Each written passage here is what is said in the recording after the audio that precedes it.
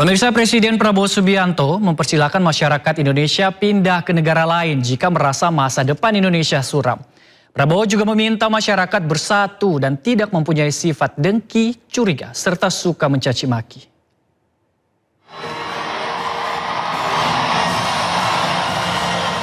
Presiden Prabowo Subianto mempersilahkan masyarakat Indonesia untuk mencari negara lain jika merasa masa depan Indonesia suram. Menurutnya, masyarakat Indonesia seharusnya bersatu dan bergotong royong agar Indonesia bangkit menjadi negara sejahtera. Pernyataan ini disampaikan Prabowo saat menghadiri peringatan Hari Koperasi ke-79 di Indonesia Arena, Jakarta, Minggu siang.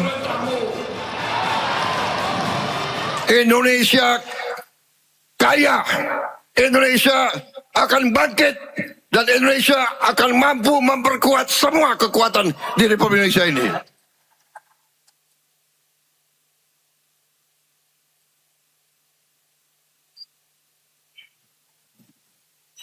Yang ragu-ragu, silakan duduk di rumah aja. Yang merasa Indonesia suram, silakan kalau mau cari negara lain. Silakan, tidak ada yang melarang. Kalau di Indonesia, mohonlah, mari kita bersatu, mari kita gotong royong, mari kita kerjasama.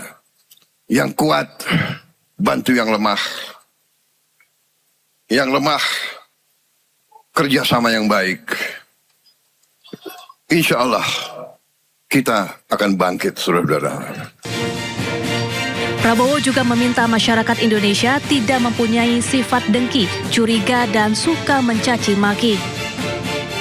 Karena sifat asli bangsa Indonesia adalah saling memaafkan, mengerti, mengasihi, dan membantu. Dari Jakarta, Tim Liputan iNews melaporkan. Pemirsa, ribuan aparatur sipil negara di Jawa Barat diduga bermain judi online. Pemprov Jawa Barat mulai memeriksa para ASN dan jika terbukti akan dijatuhi sanksi berat hingga pemecatan.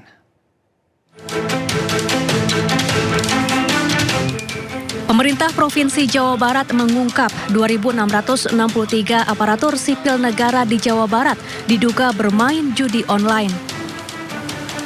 Temuan ini berasal dari laporan Pusat Pelaporan dan Analisis Transaksi Keuangan atau PPATK.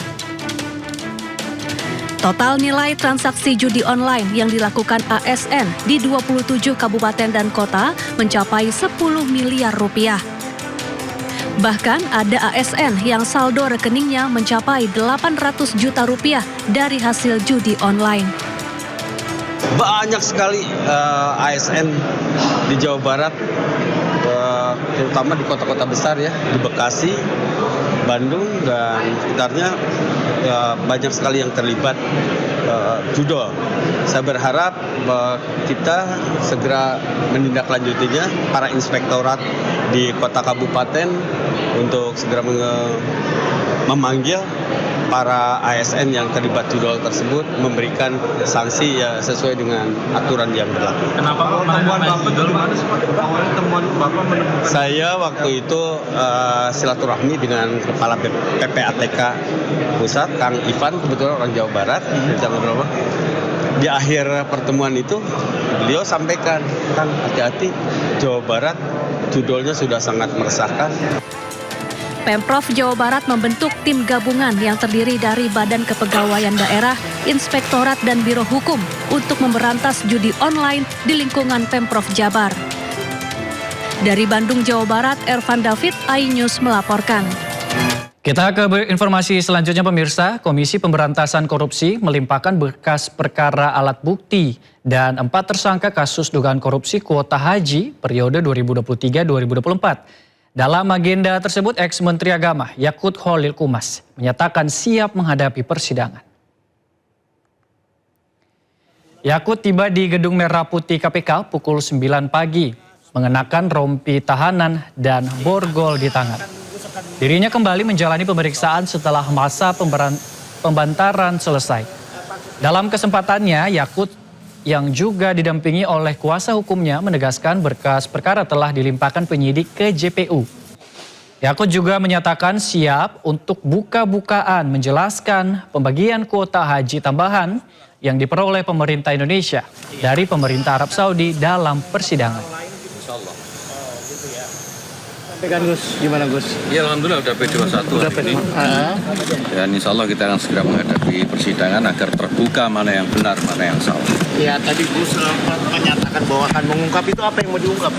Ya apa yang belum terungkap nanti di persidangan ya. Maksudnya mau dibongkar itu gimana Gus? Nanti di persidangan ya Mas ya. Sabar. Bedanya di sini sama persidangan nggak beda-beda amat Gus. Ya, nanti dilihat. Pemirsa, Bupati nonaktif Sudewo membantah menerima suap senilai 700 juta rupiah dalam proyek pembangunan jalur kereta Dirjen Perkeretaapian Kementerian Perhubungan. Sementara JPU membeberkan fakta baru mengenai adanya dugaan aliran dana korupsi ke Gus Miftah. Sidang lanjutan dugaan korupsi Bupati Pati nonaktif Sudewo kembali digelar di Pengadilan Tipikor Semarang, Jawa Tengah. Petugas mengawal ketat jalannya persidangan. Sidang beragendakan keterangan saksi dari pihak jaksa penuntut umum.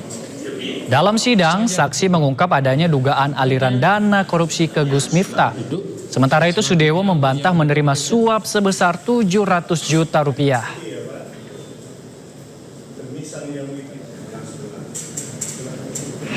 Bahwa Pak Doroke tidak pernah menerima uang 721 juta dari Pak Bernard, artinya saya juga tidak pernah menerima uang itu.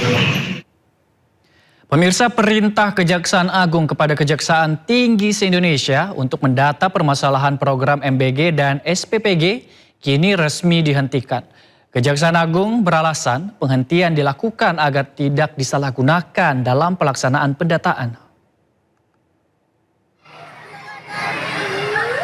Ya, Kejaksaan Agung menertibkan surat edaran yang memerintahkan penghentian kegiatan pengumpulan data dan keterangan terkait pelaksanaan program MBG. Perintah tersebut tertuang dalam surat yang diterbitkan Jumat 10 Juli lalu dan ditandatangani Direktur Penyidikan Jampitsus Syarif Sulaiman Nahdi. Kapus Penkum Kejaksaan Agung Anang Supriyatna mengatakan penghentian dilakukan agar tidak disalahgunakan dalam pelaksanaan pendataan.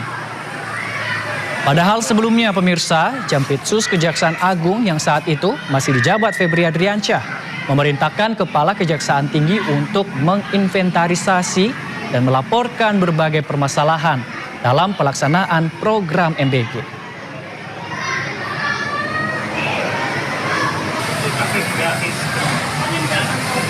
Terima kasih pemirsa, Anda masih bersama kami di Sindo Malam. Kebakaran hebat melanda sebuah bar padat pengunjung di kawasan Chatuchak, Bangkok, Thailand, menyebabkan sedikitnya 30 orang tewas dan lebih dari 70 orang terluka. Ya pemirsa, kebakaran hebat melanda sebuah bar di kawasan Chatuchak, Bangkok, Thailand sesaat sebelum tengah malam pada hari Minggu, menewaskan sedikitnya 30 orang. Sementara 70 orang lainnya terluka, termasuk 25 orang yang dirawat di ruang perawatan intensif. Banyak korban ditemukan di toilet tanpa jendela di bagian belakang gedung, tempat mereka diyakini melarikan diri saat api dan asap tebal menyebar ke seluruh bangunan. Kobaran api berhasil dipadamkan sekitar setengah jam kemudian. Sementara penyebabnya masih dalam penyelidikan.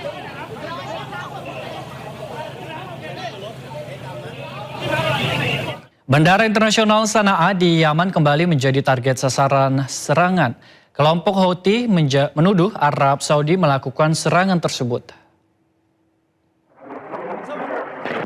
Rekaman video menunjukkan roket menghantam Bandara Internasional Sana'a di Yaman pada hari Senin. Kelompok Houthi menuduh Arab Saudi melakukan serangan tersebut.